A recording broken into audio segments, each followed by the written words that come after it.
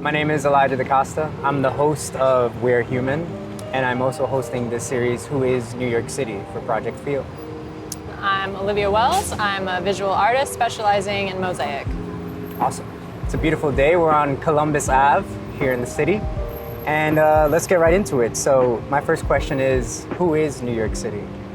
It's an excellent question. It's a tough one to answer because New York, by definition, is a little bit of everyone. People are from all over. Everyone's doing different things. But I think the common thread of people that live here is that people here are really tough. And you have to be tough to work here, and also kind of pioneers. Like, people come here to do new things and to exchange ideas and see what's happening with other people too. Yeah, that's right. And speaking of pioneers, you were born in Bay Ridge, and then your family moved to Italy for several years. Yes. And then you came back. Yeah.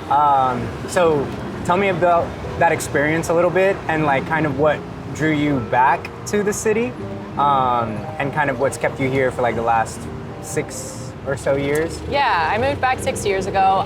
I was born in Bay Ridge. My family's from there, but we moved first to Florida and then to Italy for my dad's career. But for me, New York was always what I considered to be my home and where I was from.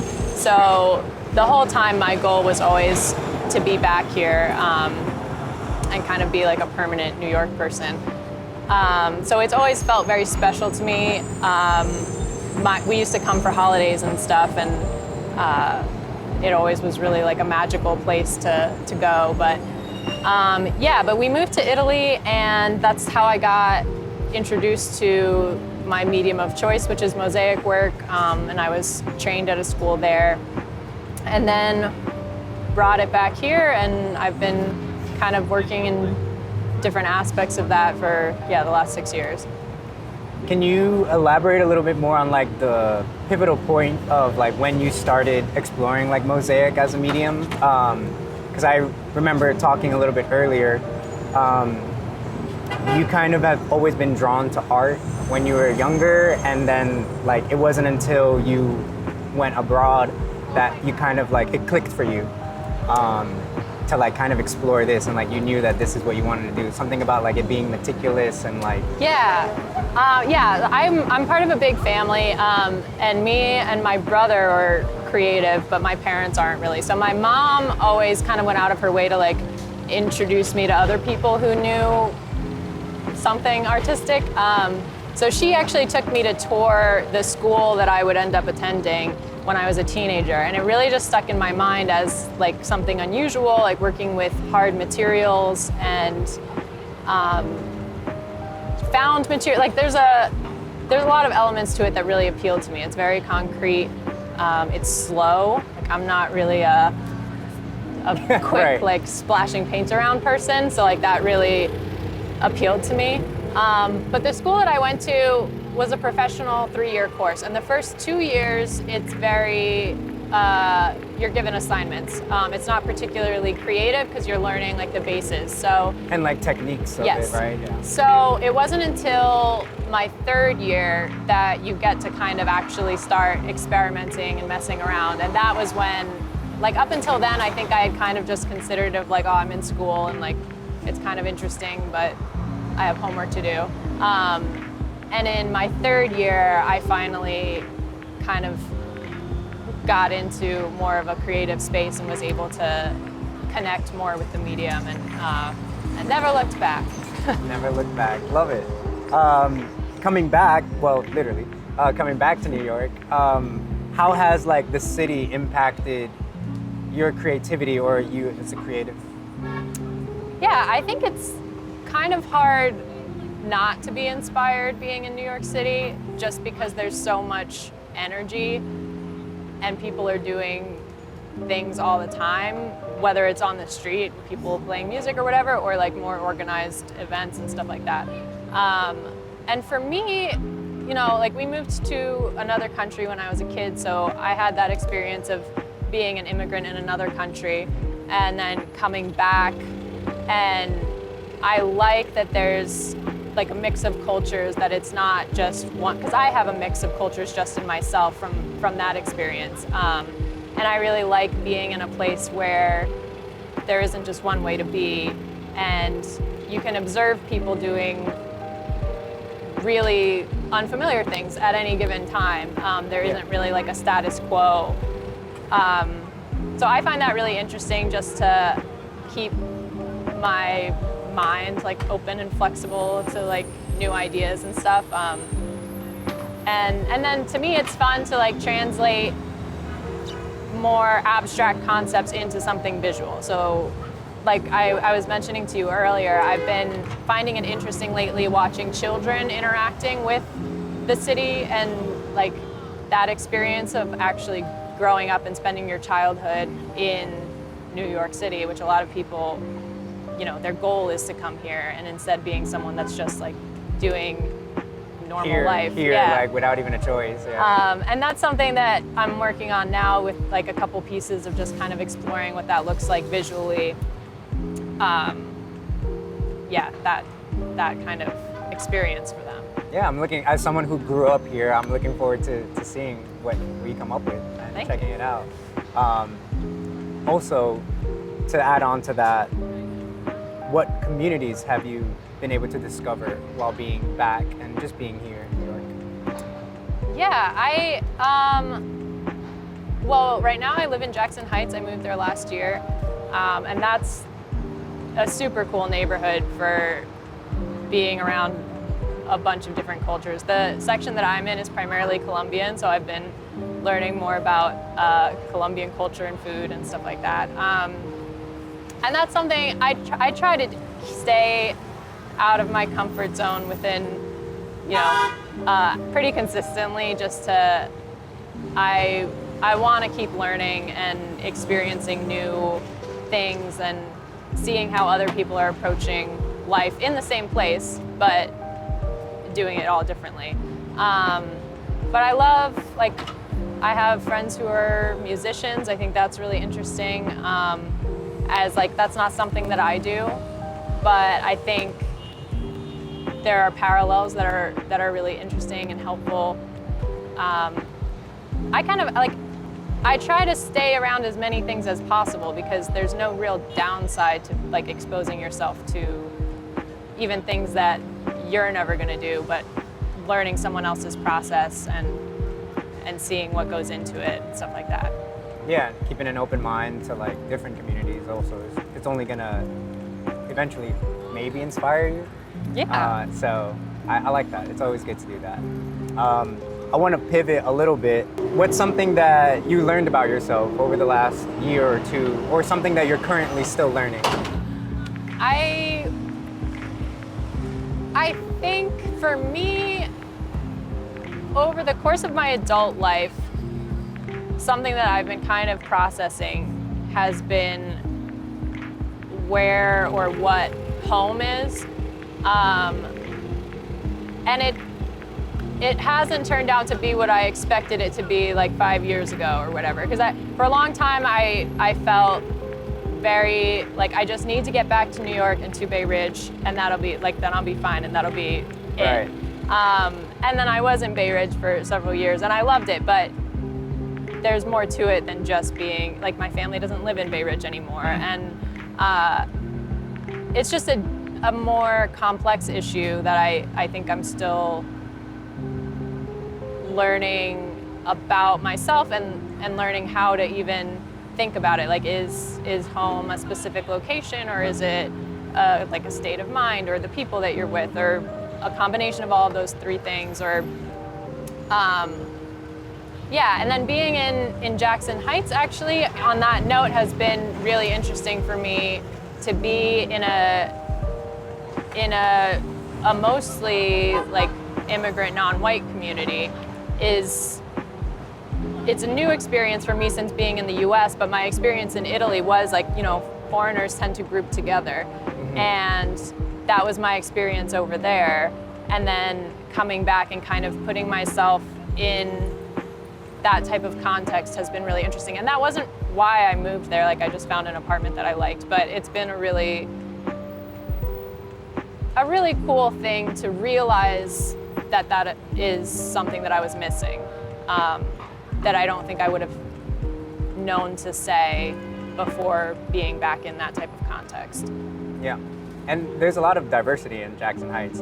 We grew up there, me and my family, so I have like a lot of memories on Roosevelt and everything. So like that kind of goes into my next question, which is what are like some of your favorite spots in New York and like especially around that area? The places in New York that I tend to land in most often or like feel most connected to are places where I can people watch. So in Jackson Heights, I live right off of 34th Avenue, which is an open street. So I walk around there a lot. And Traverse Park is also right near me. And that's like a big gathering point well into the night. Like families are still there, you know, at 11 at night or whatever. Yeah.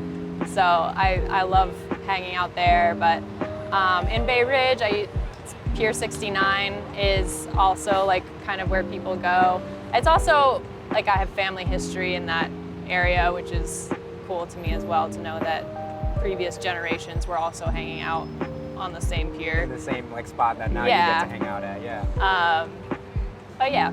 That's actually funny because there's a Colombian restaurant on 82nd. Well, I think it's on 82nd. It's called La Pequeña Colombia. Yeah. Yeah. So my parents like would go there on like their first few dates when they were getting together, and I've eaten there, and my other cousins and people I've like eaten there.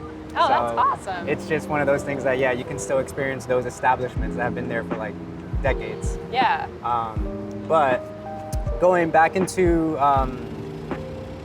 the aspect of our creativity, my next question is, how can the experience of being a creative in New York be improved? That's funny. I've been talking to some friends about that specifically this week. I think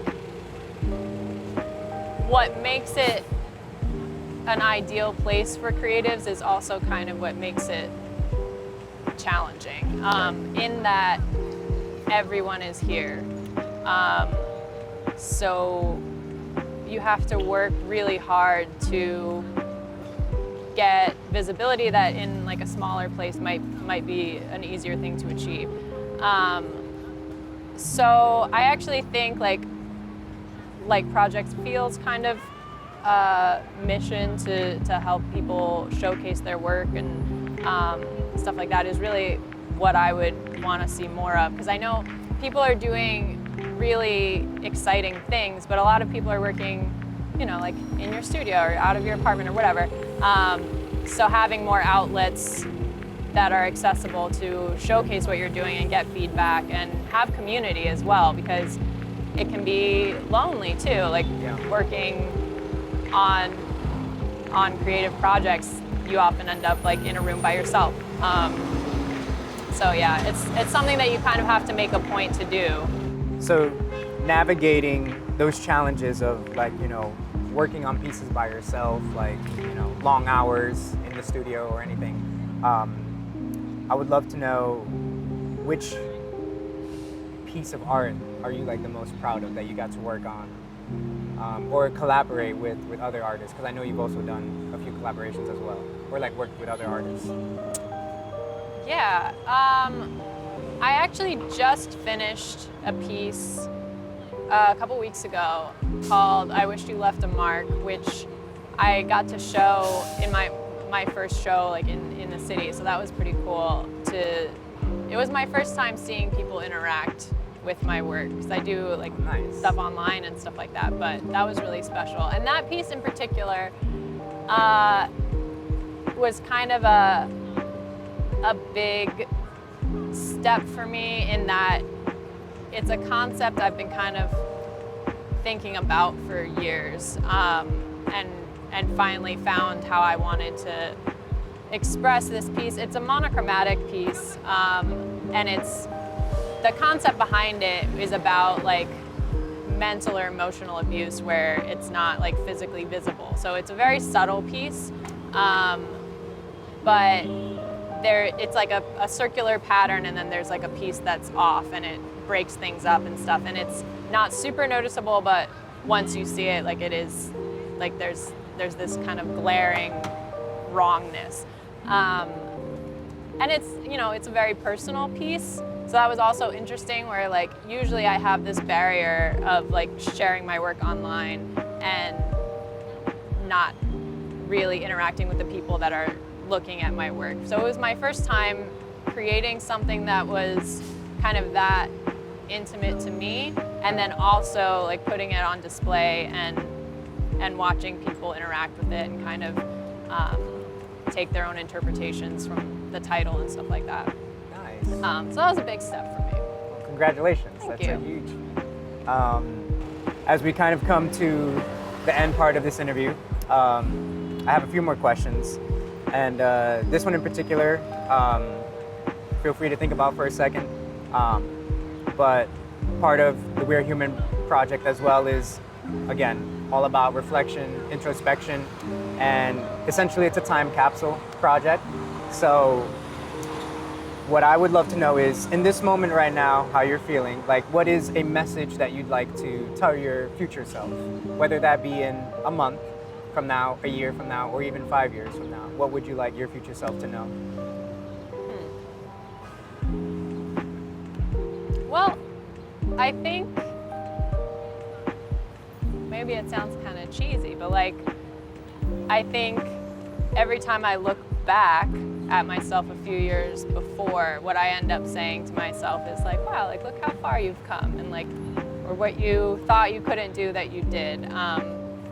So I imagine myself in the future will also need to hear that. Like, look at you. And like you did something, I'm sure, that like was really scary, but that you're doing it. But Have you been able to like reflect on like certain risks that, you know, have happened in the last few years as well? Like as you, each time when you like look back? yeah, I mean, my art career has been kind of, I usually describe it privately, but I'll share this with you, as like kind of, I'm feeling like Tarzan, like swinging from vine to vine and being like, oh, I hope something else comes up. Like,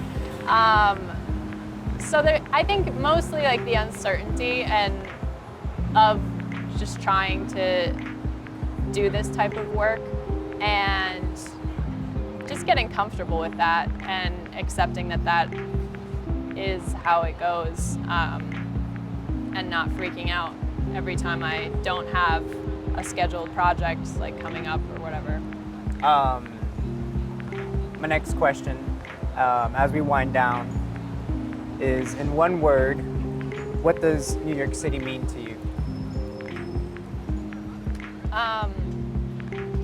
Home, I would say, for me. And that's, yeah, I guess I can't really elaborate, but that's what I would say. One word, home. I love that. And my last question is, how does it feel to share your art with New York City, and more specifically at the upcoming Project Field event in September? It's really exciting. There's always an element of like vulnerability, and it's kind of like scary to be putting yourself out there, literally. Like, you know, art is really, really kind of your most personal self a lot of times. So there's always that element of like trepidation, I guess, but it's also, the point is to share it with people. So I'm really, really excited to be able to like show some new things that I've been working on and kind of expand a little bit more on what I've been doing and doing some new things and seeing what people think. Being able to interact with people again too, because it's Yeah. going to be in person, not online. Yeah, definitely. Yep. Awesome. Well, I'm excited. I'll be there September 21st at the Project Field event, and Olivia Wells will be there. We're going to have a great time. Looking forward to it.